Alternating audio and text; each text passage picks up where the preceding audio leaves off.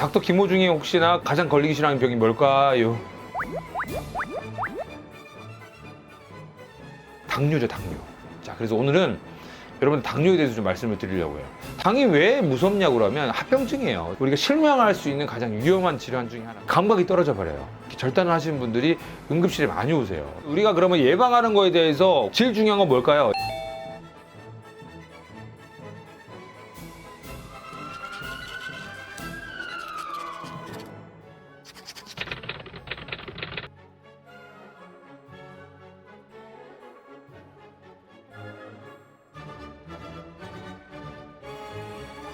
당뇨는 자, 첫 번째 1형 당뇨가 있고 2형 당뇨가 있어요. 자, 1형 당뇨는 뭐냐면 이거는 선천성 당뇨예요. 쉽게 말하면 1형 당뇨라는 거는 우리 몸의 당을 어떻게든 해결할 방법이 없다. 당을 해결하는 게 뭘까요, 여러분? 인슐린.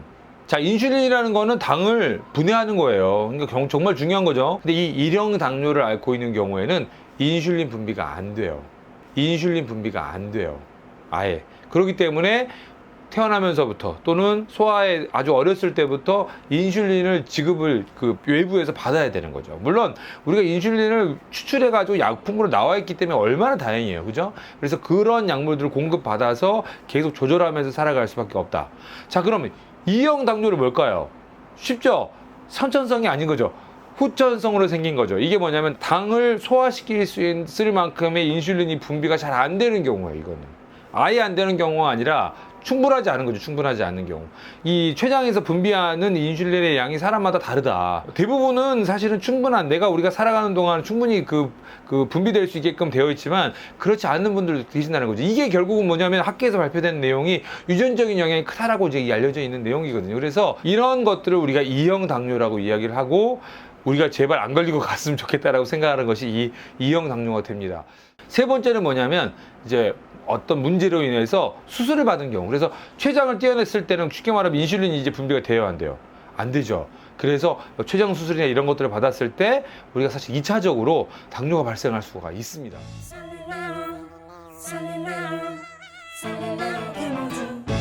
첫 번째는 뭐냐면 8시간 동안 공복, 그러니까 밥을 먹지 않고 당을 측정했더니 126, 우리가 뒤에 단위 같은 거 여러분들 기억하실 필요가 없어요.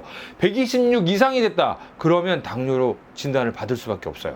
그리고 또 한 가지 뭐냐면 공복이 아니라 식사를 하고 나서 측정하는 것들이 있는데 이게 2시간 후에 측정을 했더니 200 이상이 됐다.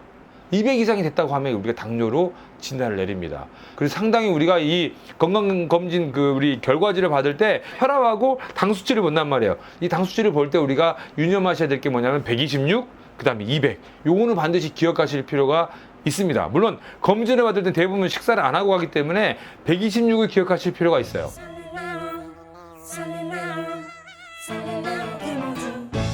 당이 왜 무섭냐고 그러면 합병증이에요, 사실은.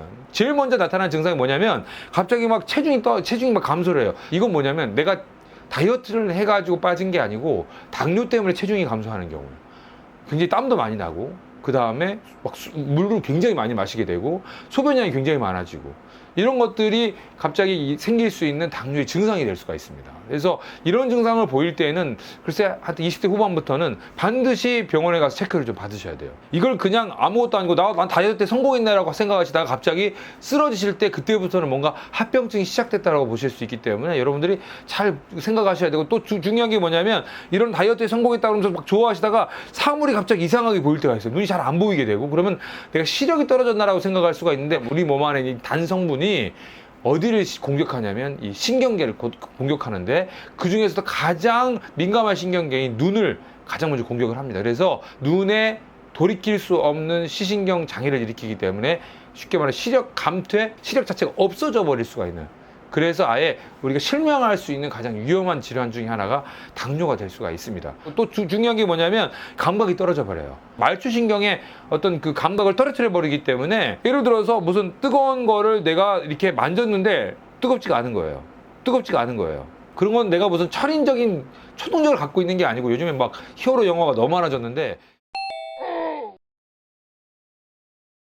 그런 초동적인 어떤 힘을 갖게 된 것이 아니고 당뇨의 합병증이 시작된 것일 수 있다. 당뇨의 합병증이 시작된 것일 수 있다. 그래서 실제로 당뇨를 앓으신 분들이 예를 들어 전기장판 같은 데 이렇게 누워서 주무시다가 감각을 모르고 계시다가 갑자기 이게 막 화상을 입어가지고 응급실에 오신 분들이 정말 많아요. 정말 많으시기 때문에 이게 합병증으로 작용할 수가 있고, 또 한 가지는 뭐냐면 감염이 생기거나 상처가 생기면 치료가 잘 안 돼요. 그래서 대부분 우리가 수술을 어떤 계획을 하고 있을 때 혈압 당뇨가 있냐고 반드시 물어보시죠. 이 당뇨 같은 경우에는 조절을 충분히 하셔서 수술을 받아야지 이게 상처가 아물게 돼요. 수술은 정말 잘했는데 상처 자체가 아물지 않는 그런 환자분들도 굉장히 많다라는 거고, 뭐 혈액순환이 좋은 곳은 그나마 괜찮은데 발끝이나 이런 데는 그런 게 안 되셔가지고 이 절단을 점점 위로 이렇게 절단을 하시는 분들이 응급실에 많이 오세요. 족부궤양이랄지 뭐 많이 들으셨을 거예요. 그래서 그걸로 고통받으신 분들도 많으시고, 실제로 거기에서 계속 그 상처를 아무리 무슨 우리가 쓰는 좋은 약들로 도포를 하고 치료를 해도 치료가 잘 안 되고, 물론 최근에는 그런 어떤 상처들도 치료할 수 있게끔 많은 치료법들이 지금 나오고는 있어요. 그렇지만 그걸로도 커버가 되지 않는 그런 어떤 질환들이 생기기 때문에 우리가 좀 조심하셔야 된다는 거, 이런 것들을 반드시 좀 명심하셔야 돼요.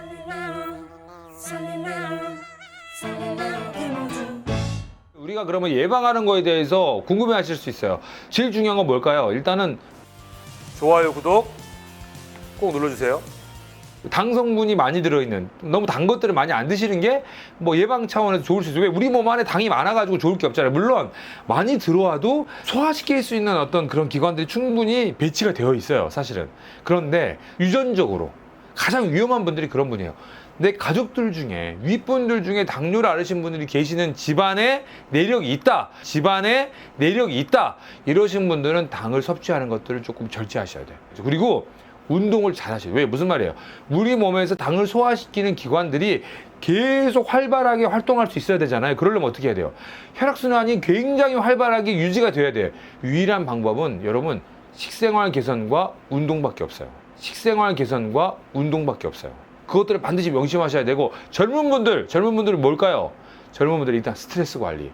자, 몸에 스트레스가 계속해서 쌓이게 됐을 때는 활성산소가 되고 뭐가 문제가 많이 있다고 이야기하지만, 중요한 건 뭐냐면 우리 몸 자체의 기능들이 원활하게 돌아가지가 절대 않아요. 당뇨도 약을 잘 드시면 요즘에 조절이 돼요. 다음 시간에 한번 제가 당뇨 약에 대해서 한번 읊어드릴게요. 그것도 꼭 알아야 될 내분비 질환을 제가 좀 쭉쭉 뽑아가지고 한번 그 약물들을 제가 한번 쭉 설명을 드릴 겁니다.